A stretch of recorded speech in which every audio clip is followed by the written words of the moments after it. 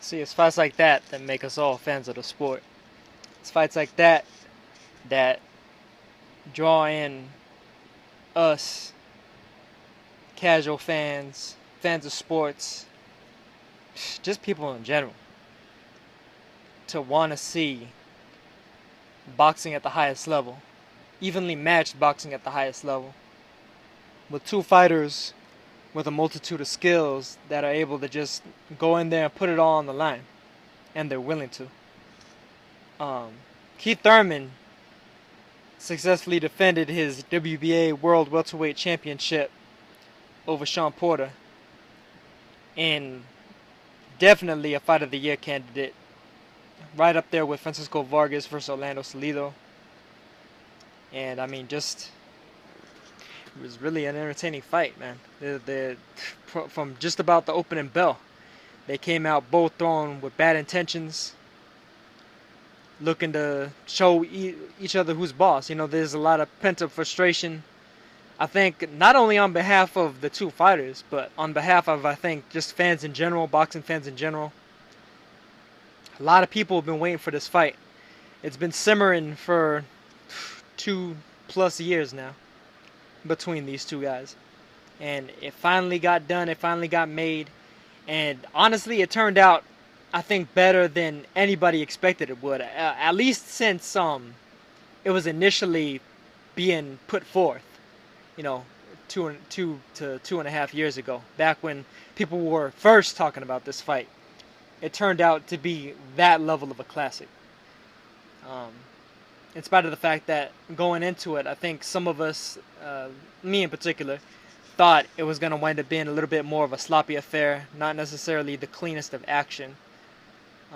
Kind of similar to the Shawn Porter versus Adrian Broner fight, and Keith Thurman's recent fights. But I think we saw the best Shawn Porter, the most entertaining Shawn Porter, since the Devin Alexander fight, and the best and most entertaining Keith Thurman that we've seen since the Jesus Soto Caras fight. I mean, these guys just went in there, they put it on the line, they had to switch up, there was constant ebbs and flows in the tide. Each good thing that one guy was doing, the other had to try to negate, and it was just an excellent fight all the way around. Keith Thurman had the advantage when the fight was at a distance. Shawn Porter had the advantage when the fight was up close.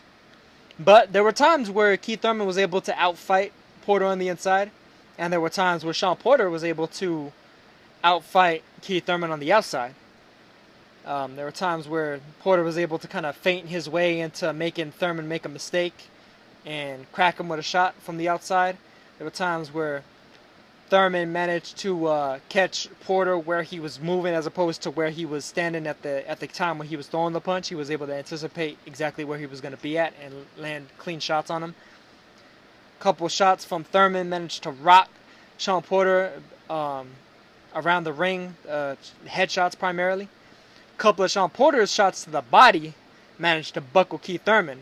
There was one in particular that knocked Thurman pretty much clear across the ring due to being hurt.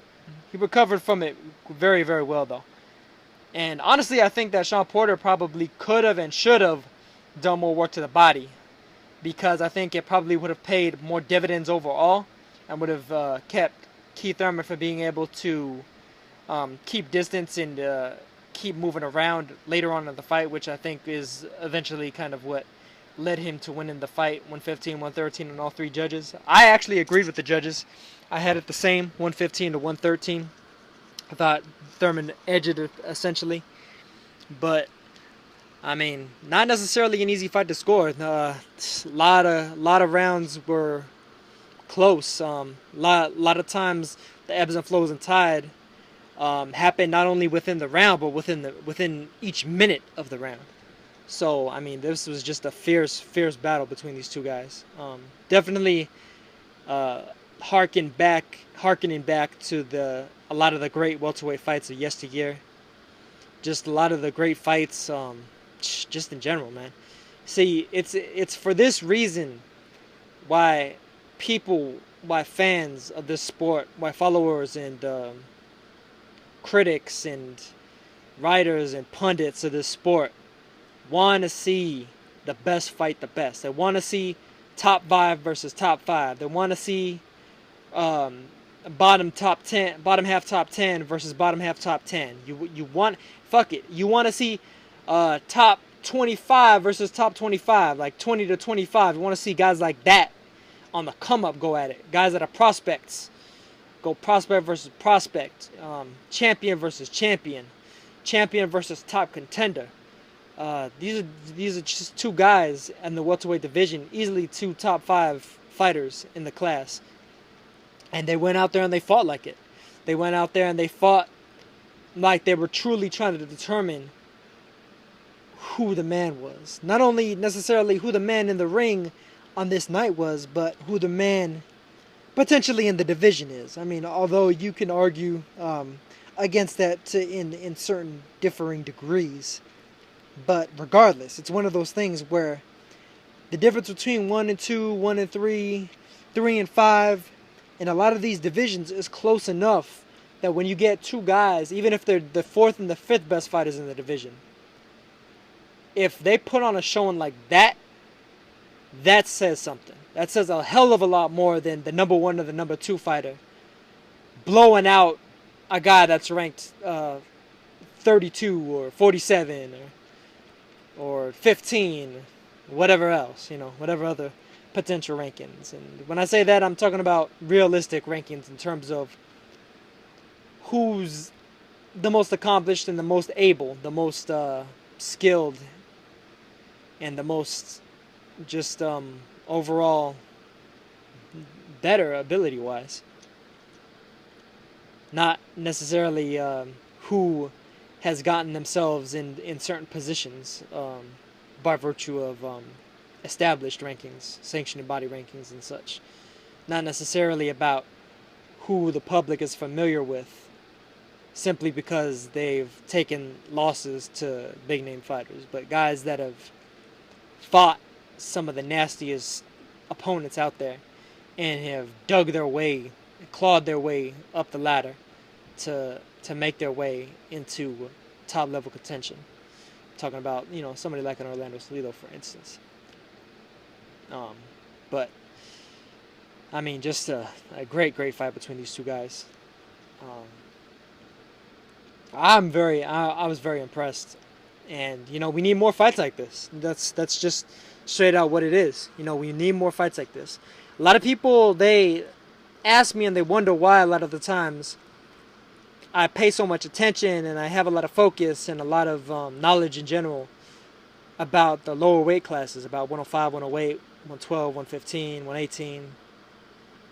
And it's because top level elite fighters fight top level elite fighters with regularity. It happens consistently and constantly at those weight classes. There's going to be 3 fights within the span of maybe the next 2-3 weeks that are examples of that. And of course, I'm gonna definitely recap you guys once I get to those fights. Manhang Manayo Saul Juarez, great fight. Knockout CP Freshmont Byron Rojas, really great fight. And I expect those to be some more Fight of the Year candidates for 2016. The same way that a lot of the most recent Fight of the Year candidates of the last 10 years have been at those weight classes. But it's not necessarily just because of the fighters and what weight class they're fighting at. It's about who they're fighting, what they're fighting for. The stakes are so high that these guys can't afford to take a loss because it makes such a huge difference in how much they're getting paid and the following that they're gonna get and the just the payback they're gonna get, whether it's in the immediate future or farther into the future, depending on who wins at what time. And now, at least with welterweight, now that Floyd Mayweather and Manny Pacquiao are pretty much most likely retired, I think the fighters, we as fans, the sport as a whole, need fights like this. You know, there's no lottery ticket. Oh, I won the Floyd Mayweather lottery. Oh, I won the Manny Pacquiao lottery. I'm gonna get a nice big payday, and you know, rest on my laurels if I happen to lose. There's none of that now. Now it's, you know, if I don't win this fight against another high level fighter, not necessarily a crossover star, but another boxing star, then I'm not making millions anymore. I'm making, you know, maybe hundreds of thousands, maybe. But um, now it's all about the W, and it's all about the W's at the highest level. And so that's just more props to both of these fighters for fighting the way they did in there, fighting to win, throwing punches with bad intentions, not throwing punches to say, oh, please don't hurt me. Throwing punches with bad intentions, because nothing's guaranteed. The scoring ain't guaranteed, as much as, you know, certain fighters tend to get favored in certain respects, in certain regards, depending on the situation. But even then, nothing is guaranteed. Nothing.